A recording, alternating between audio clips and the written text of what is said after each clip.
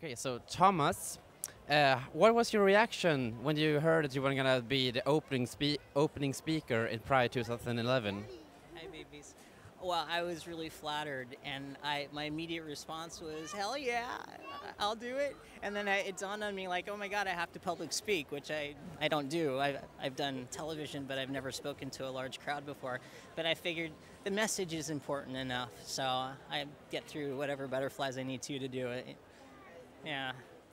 So, how long have you been preparing for the speech?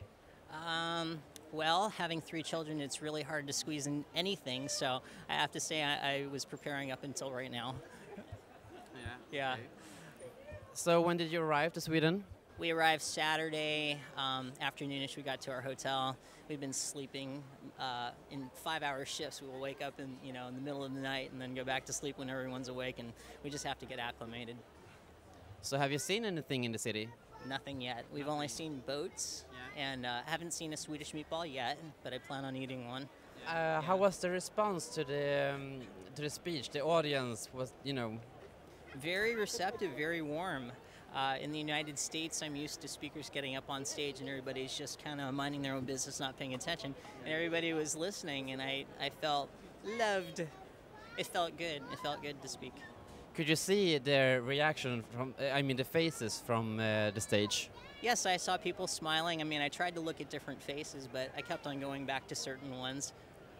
Like you usually do. Yes. So I saw you. Did you see me crying? No. Were you crying? I'm glad I didn't. do you think that Swedish people are more accepting to this kind of speeches and stuff? Absolutely. I am bowled over. I can't believe. I mean, you guys have this huge festivity that lasts for 7 days, and I mean, it's just crazy. There's so much openness and acceptance, and even with your government, the fact that there's flags all over the buses and stuff, it's great. Yeah. So back in the States, do you think that you have had an effect on the people? Back in the United States, they work a little bit differently. So I would say that the gay and lesbian, bisexual, transgender community doesn't really interact with me a whole lot.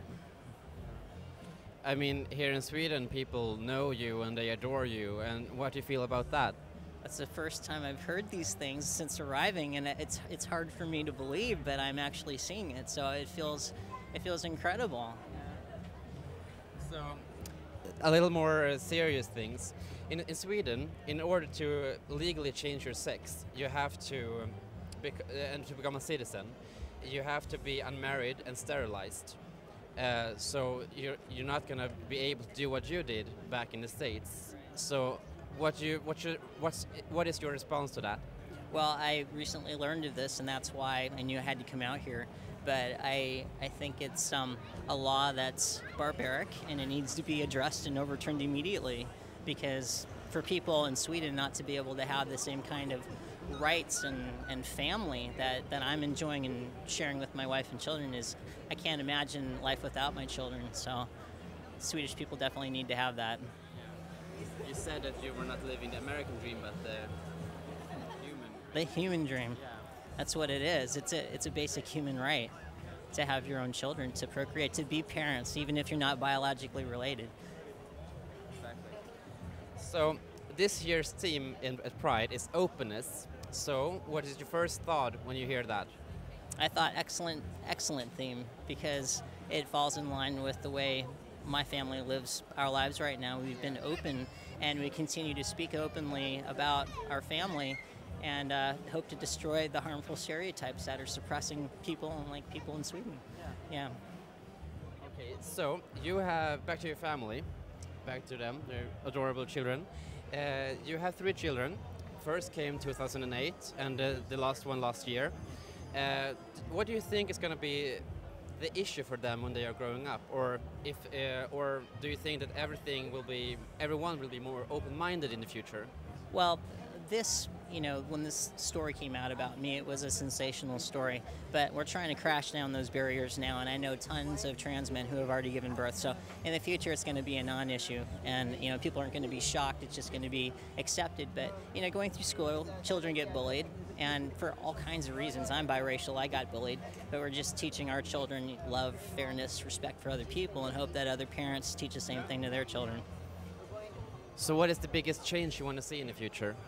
The biggest change would just be the openness, the communication of people and cultures and differences and the world. And, you know, I think we're getting there with the advent of the internet and just international communication. I think we just need to break down the harmful stereotypes that suppress us all. I love you guys. I want to move here. You've been here before? Never. I've always wanted to come. Yep. Hi there. He looks Swedish. He looks very Swedish. So I don't know how he got blue eyes. Yes, you do. But I can attest I am the father. yeah. I can too.